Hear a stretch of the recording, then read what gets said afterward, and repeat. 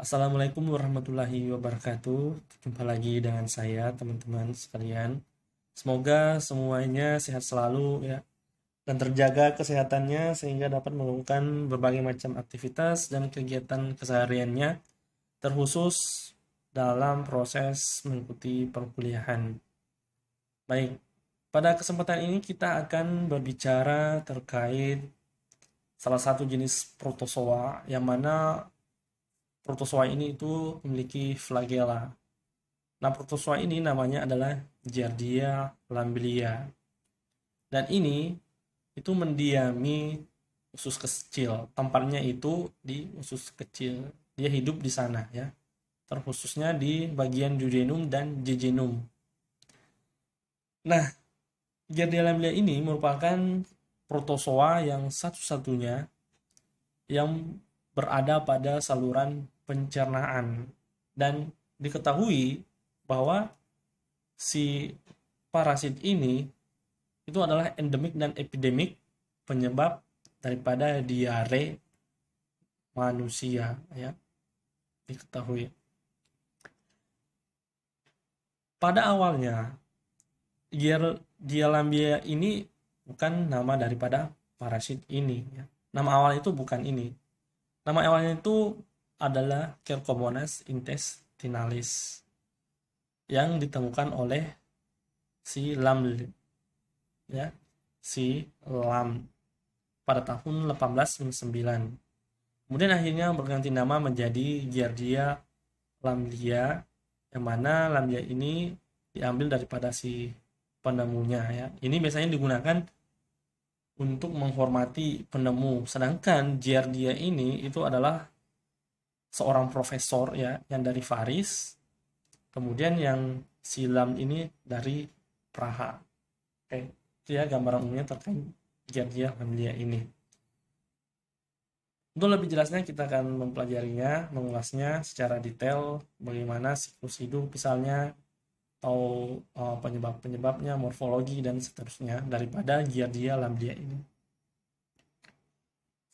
Untuk yang pertama terkait morfologi. Ya. Jadi untuk morfologi si Giardia lamblia ini memiliki dua stadium yaitu trofosit dan kista. Ya. Stadium trofosit Giardia lamblia itu berbentuk seperti buah pir ya, seperti buah pir ya teman-teman ini. Kalau di sini secara garis besarnya. Dan itu berbentuk buah pir yang luarnya itu berbentuk bulat dan ujungnya meruncing. Ya, ini meruncing maksudnya. Oke. Dan itu memiliki ukuran 9 hingga 21 mm. Kemudian panjangnya itu 5 sampai 15 mm ketika bernafas.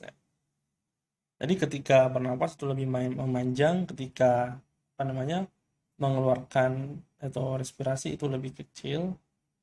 Kemudian tebalnya itu 2 sampai 4 mm, sangat kecil ya pastinya. Permukaan bagian belakang itu berbentuk cembung dan permukaan atasnya itu cekung. Jadi ini nih ya, bagian belakang itu cembung dan atasnya itu cekung. Selain itu, dia itu pada stadium trofosit ini terdapat bagian untuk mengisap ya. Ada juga organ tambahan di mana ini menempati sepertiga sampai setengah dari permukaan ventralnya. Nah, trofosit ini memiliki dua bagian yang sama besar dan memiliki dua inti ya. Memiliki dua aksostyle dan 4 pasang flagella. Teman-teman bisa melihat di sini ya. Ini adalah flagellnya. Kalau di sini itu ada 4 pasang flagella. Dua bagian tengah itu terdiri atas aksostyle. Ya. Kemudian sitoplasma adalah bagian luar yang bergranula halus. Tropos model ini karena kehadiran 4 pasang flagella. Ya, paham ya teman-teman? Gambar untuk lebih jelasnya nanti teman-teman bisa mencarinya, men-searchnya di web mungkin untuk lebih detailnya. Kalau di zoom dari perbesaran sekian ribu mungkin itu lebih jelas. Oke, kemudian kita beralih ke stadium kista dari radial lamblia ini. Nah, kista ovalnya itu berukuran 8 sampai 12 mikron, panjangnya 7 sampai 10 mikron saat bernafas. Ini ya gambar 2. Teman-teman bisa melihat. Mohon maaf, gambar 22 ini. Nah, tebalnya itu seluruh di bagian ya. Jadi hasilnya di sini dia keseluruhan itu tebal, tapi kan yang kita di stadium trofosit itu ada yang tebal di bagian atasnya, kemudian ada yang agak tipis di bagian bawah misalnya. Tapi di stadium kista ini semua itu tebal secara keseluruhan. Stadium kista ini terdiri atas sitoplasma, di mana itu berbentuk granular halus dan memisahkan kista dari ruang kosong. Ini memberikan penampilan kista yang dikelilingi oleh beberapa macam bagian-bagian darinya. Nah, kista yang matang ini terdiri dari 4 inti.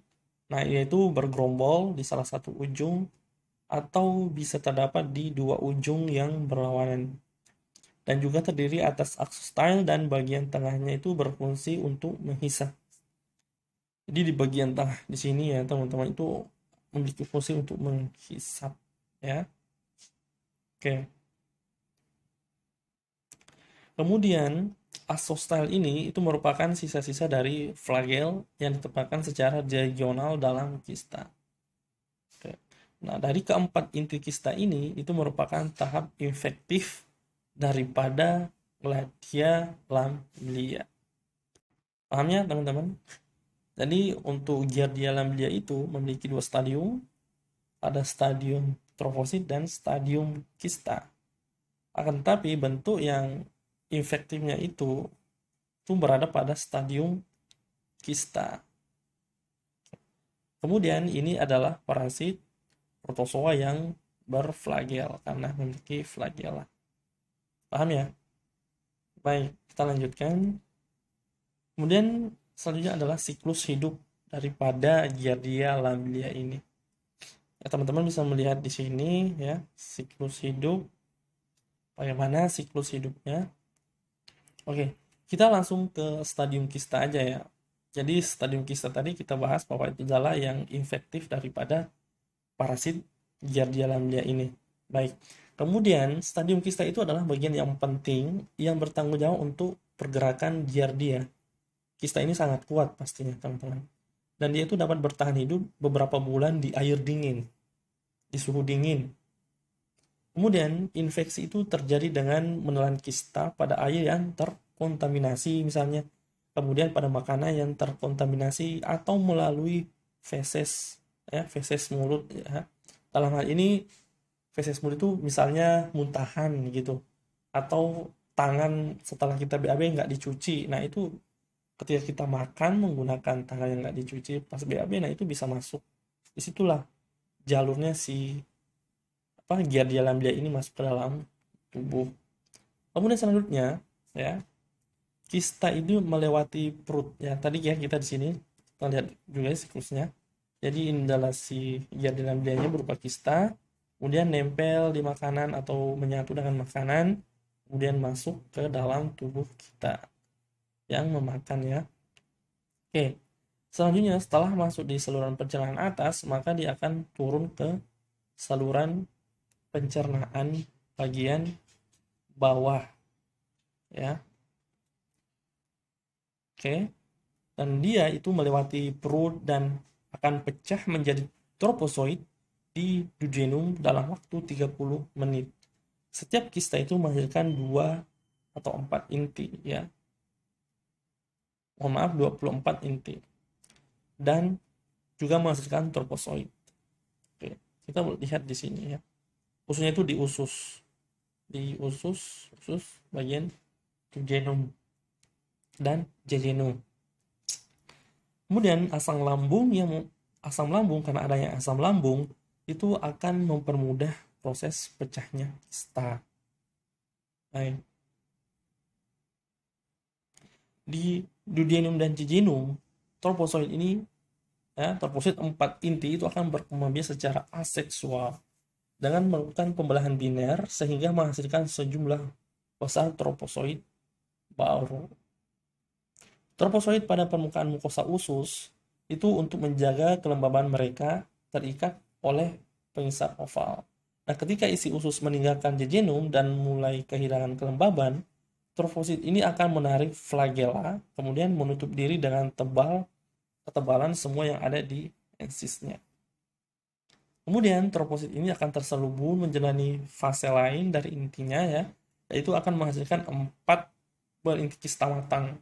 Keempat kista matang ini yang berinti itu adalah bentuk infektif dari parasit yang akhirnya diekskresikan dalam tinja pada siklus berikutnya.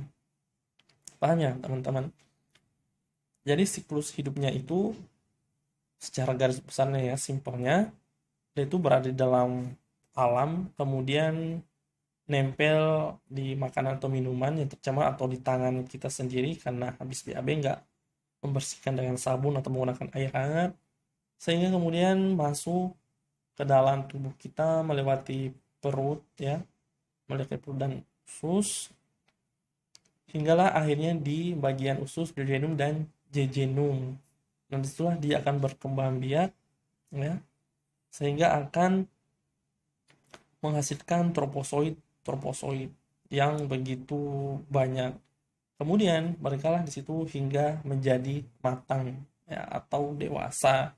Dalam hal ini adalah dia itu sudah berubah dalam bentuk infektif atau sudah siap menginvasi atau menyerang bagian-bagian tubuh manusia, terkhusus misalnya dari di usus itu sendiri, atau bisa juga dikeluarkan bersama BAB, lebih seperti itu. Paham ya teman-teman siklus hidup dari Giardia lambilia ini.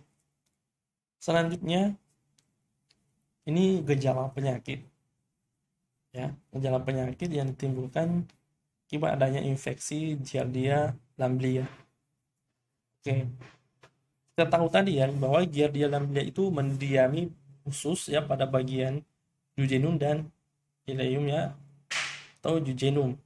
Dan trofosit itu dapat tetap melekat pada mukosa usus dan jarang menyerang submukosa. Nah, inilah penyebabnya ya. Tadi dikatakan endemi ya. Gejalanya itu adalah diare dengan tinja cair berbau busuk. Jadi kalau ada orang yang diare itu busuk, baunya busuk, nah itu adalah salah satu gejala Anda terinfeksi parasit atau protozoa Giardia lambilia ini. Kemudian selanjutnya, ketika BAB itu terjadi bentuk fisik, pergantian bentuk fisik BAB-nya ya. Misalnya hari ini bentuknya cair, kemudian besok lembek, kemudian selanjutnya itu berminyak. Jadi pergantian bentuk tekstur fisik. Kemudian manusia itu atau orang yang terinfeksi itu akan merasa kelelahan atau merasa tidak enak badan atau malaise. Terjadi kram pada perut, kemudian perutnya kembung ya, sakit perut pastinya, mual-mual atau bisa juga muntah. Kemudian berat badannya cukup turun drastis dan sering bersendawa karena perutnya kembung. Oke, dan ini umumnya terjadi pada anak-anak ya. Jadi si Giardia lambilia ini ketika sudah menjadi dewasa atau infektif itu akan berkembang ya setelah masa inkubasinya itu 5 hingga 6 hari. Dan biasanya itu berlangsung 1 sampai 3 minggu. Oke, selanjutnya itu diagnosis. Metode alternatif untuk deteksi giardiasis ya atau penyakit yang diakibatkan Giardia lambilia itu dengan melihat imunoassay enzim ya, atau melakukan deteksi parasit dengan imunofluoresensi. Kemudian enzim link immunosorbent atau ELISA ya, enzim link immunosorbent assay, kemudian indirect antibody fluorescence. Nah, ini berguna dalam studi seropidemiologik. Nah, metode ini digunakan untuk mendeteksi antibody anti Giardia dalam serum yang tetap tinggi untuk jangka waktu yang lama. Misalnya juga secara fisik, kita bisa melihat atau secara visual itu menemukan kista atau troposit dalam tinja. Ya, ini bisa ditemukan dengan bantuan mikroskop mungkin ya.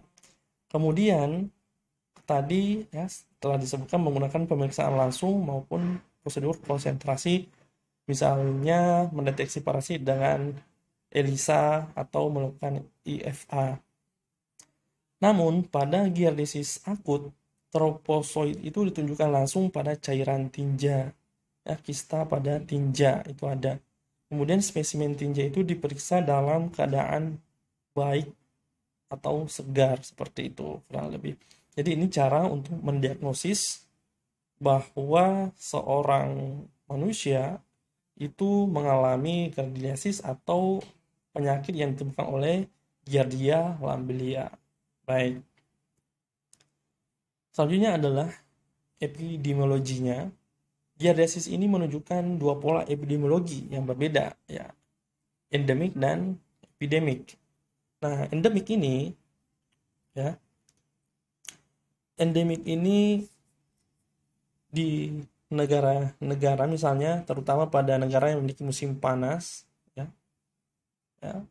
dan ini terjadi pada anak-anak itu sangat berkembang pesat, misalnya di negara India, ya, atau di negara Amerika Serikat atau di negara-negara maju lainnya, ya, itu lebih terjadi secara epidemik pada semua kelompok umur tanpa memandang orang tua, dewasa ataupun anak-anak. Kemudian penyebab utama infeksi itu adalah tinja manusia yang mengandung kista, ya, tinja. Jadi benar-benar tinja itu sangat berbahaya ya jika ada kista giardia. Kemudian makanan dan air yang terkontaminasi oleh kotoran manusia dan hewan yang mengandung kista. Oke, paham ya teman-teman? Namun, hal ini juga dapat ditularkan melalui orang langsung ya, artinya person to person. Ini terjadi paling umum pada orang dengan sanitasi yang buruk dan kebersihan mulutnya itu yang kurang. Selain itu, giardiasis itu dapat ditularkan melalui hubungan seks antara laki-laki, ya, laki-laki homoseksual yang dalam hal ini itu karena melalui anus. Kemudian bisa juga terjadi karena adanya pasien yang kelemahan imun, ya, imunnya itu rendah gitu.